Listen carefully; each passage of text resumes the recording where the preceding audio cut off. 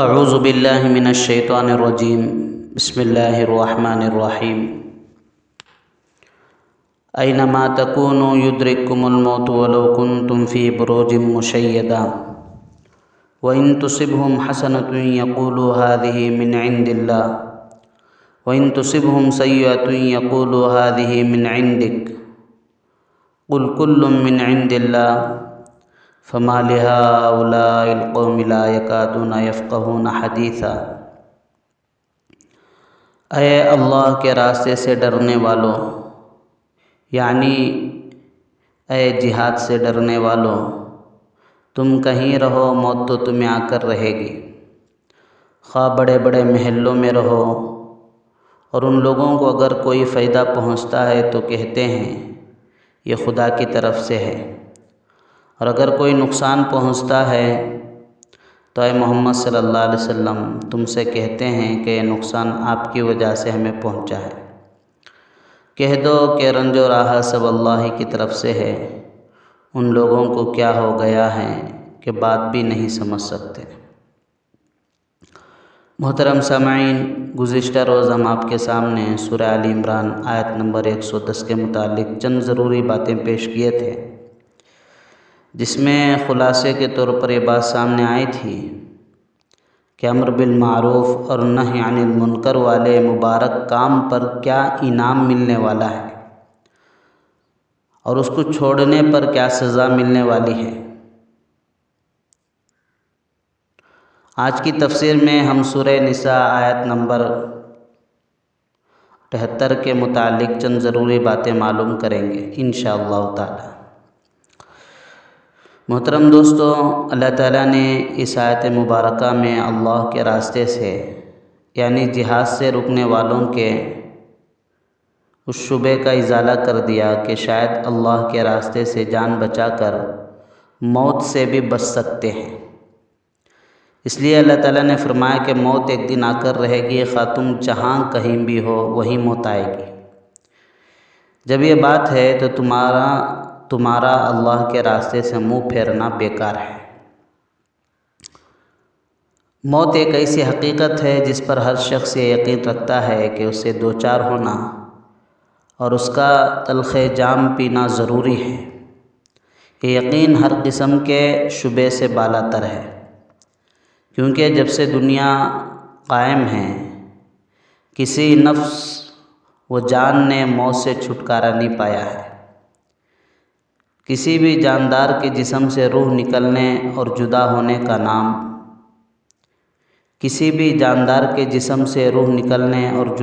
کا نام موت ہے۔ ہر انسان خواہ کسی مذہب سے وابستہ ہو یا نہ ہو، اللہ یا غیر اللہ کو معبود مانتا ہو یا نہ مانتا ہو، اس حقیقت کو ضرور تسلیم کرتا ہے کہ اس کی دنیاوی زندگی عارضی و فانی ہے۔ یہ ایک روز سب کچھ چھوڑ کر اس کو موت کا تلخ جام پینا ہے۔ گویا موت زندگی کی ایسی ریٹائرمنٹ ہے جس کے لیے کسی عمر کی قید نہیں ہے، اور اس کے لیے مہینہ اور سال کی جو مدت مقرر ہے وہ غیر معلوم ہے۔ یہ دنیاوی زندگی ایک سفر ہے جو عالم بقا کی طرف رواں دوا ہے۔ ہر سانس عمر کو کم اور ہر قدم انسان کی منزل کو قریب تر کر رہا ہے۔ عقل مند مسافر اپنے کام سے فراغت کے بعد اپنے گھر کی طرف واپسی کی فکر کرتے ہیں، وہ نہ پردیس میں دل لگاتے ہیں اور نہ ہی اپنے فرائض سے بے خبر شہر کی رنگینیوں میں الجھ کر رہ جاتے ہیں۔ ہماری اصل منزل اور ہمارا اپنا گھر جنت ہے۔ ہمیں اللہ تعالیٰ نے ایک ذمہ داری سونپ کر ایک محدود وقت کے لیے اس سفر پر روانہ کیا ہے۔ عقل مندی کا تقاضا تو یہی ہے کہ ہم اپنے ہی گھر واپس جائیں، کیونکہ دوسروں کے گھروں میں جانے والوں کو کوئی بھی عقل مند نہیں کہتا۔ انسان کو سونپی گئی ذمہ داری اور انسانی زندگی کا مقصد اللہ تعالیٰ کی عبادت کر کے اللہ تعالیٰ کو راضی کرنا ہے۔ موت کے وقت ایمان پر ثابت قدمی ہے۔ موت کے وقت ایمان پر ثابت قدمی ہی ایک مومن بندے کی کامیابی ہے۔ لیکن اس وقت مومن بندے کے خلاف انسان کا ازلی دشمن شیطان اسے سیدھے راستے سے ہٹانے، اسلام سے اور عقیدہ توحید سے اس کے دامن کو خالی کرنے کے لیے حملہ آور ہوتا ہے اور مختلف فریبانہ انداز میں دھوکے دیتا ہے۔ ایسے موقع پر صرف وہ انسان اس کے وار سے بچتے ہیں جن پر اللہ کریم کی خاص رحمت ہو۔ اور کن لوگوں پر اللہ کی خاص رحمت ہوتی ہے کیا آپ جانتے ہیں؟ ہاں، ان لوگوں پر اللہ تعالیٰ کی خاص رحمت ہوتی ہے جو فانی دنیا میں رہ کر باقی رہنے والی آخرت کی فکر اور اس کی تیاری میں لگے رہتے ہیں۔ حضرت حسن بصری رحمۃ اللہ علیہ فرماتے ہیں، رحم اللہ عبدا صحبها على حسب ذلك ما الدنيا كلها اولها واخرها الا كرجل نام نوما فرأى في منامه بعد ما يحب ثم انتبه۔ یعنی اللہ تعالیٰ اس بندے پر رحم کرے جو دنیا کے ساتھ ایسا ہی رہے، ساری دنیا اول سے آخر تک اس طرح ہے جیسے کوئی سویا ہوا شخص اپنے خواب میں اپنی پسند کی چیز کو دیکھے، لیکن آنکھ کھلتے ہی معلوم ہو جاتا ہے کہ کچھ نہیں تھا۔ حضرت ابو مسہر کا ایک کلام کتنا پیارا ہے، ولا خیر فی الدنیا لمن لم یکن لہ من اللہ فی دار المقام نصیب فإن تعجب الدنیا رجالا فإنها متاع قلیل والزوال قریب۔ یعنی اس شخص کے لیے دنیا بھلائی سے مکمل خالی ہے جسے کل آخرت کا کوئی حصہ ملنے والا نہیں۔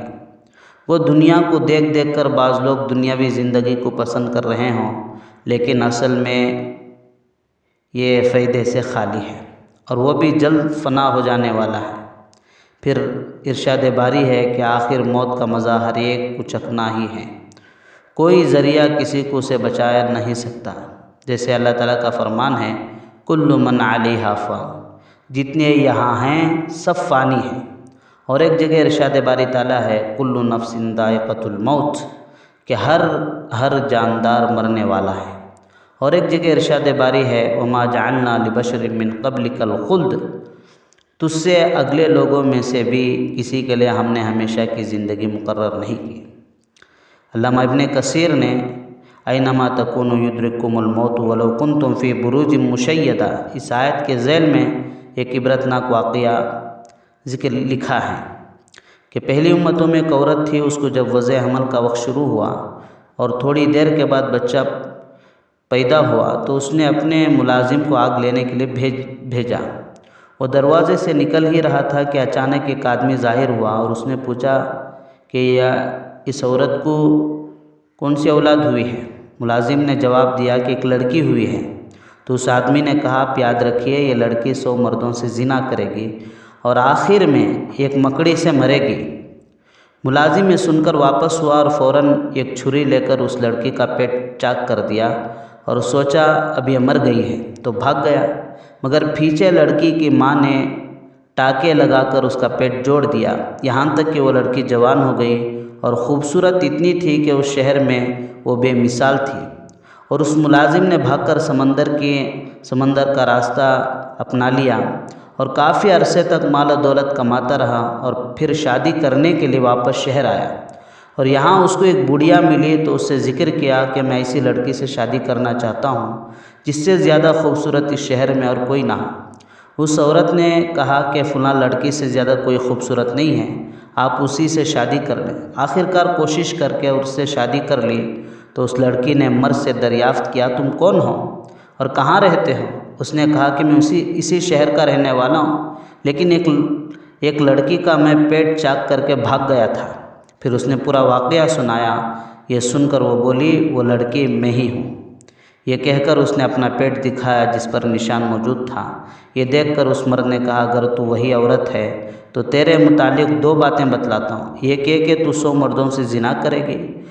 اس بات پر عورت نے اقرار کیا کہ ہاں مجھ سے ایسا ہوا ہے، لیکن تعداد یاد نہیں۔ مرد نے کہا تعداد 100 ہے۔ دوسری بات یہ کہ تو مکڑی سے مرے گی۔ مرد نے اس کے لیے ایک عالی شان محل تیار کرایا جس میں مکڑی کے جالے کا نام تک نہیں تھا۔ ایک دن اس محل میں لیٹے ہوئے تھے دونوں کہ دیوار پر ایک مکڑی نظر آئی۔ عورت بولی، کیا مکڑی یہی ہے جس سے تو مجھے ڈراتا ہے؟ مرد نے کہا، ہاں۔ اس پر وہ فوراً اٹھی اور کہا کہ اس کو تو میں فوراً مار دوں گی۔ یہ کہہ کر اس کو نیچے گرایا اور پاؤں سے مسل کر ہلاک کر دیا۔ مکڑی تو ہلاک ہو گئی، لیکن اس کے زہر کی چھینٹیں اس کے پاؤں اور ناخنوں پر پڑ گئی، جو اس لڑکی کی موت کا پیغام بن گئی۔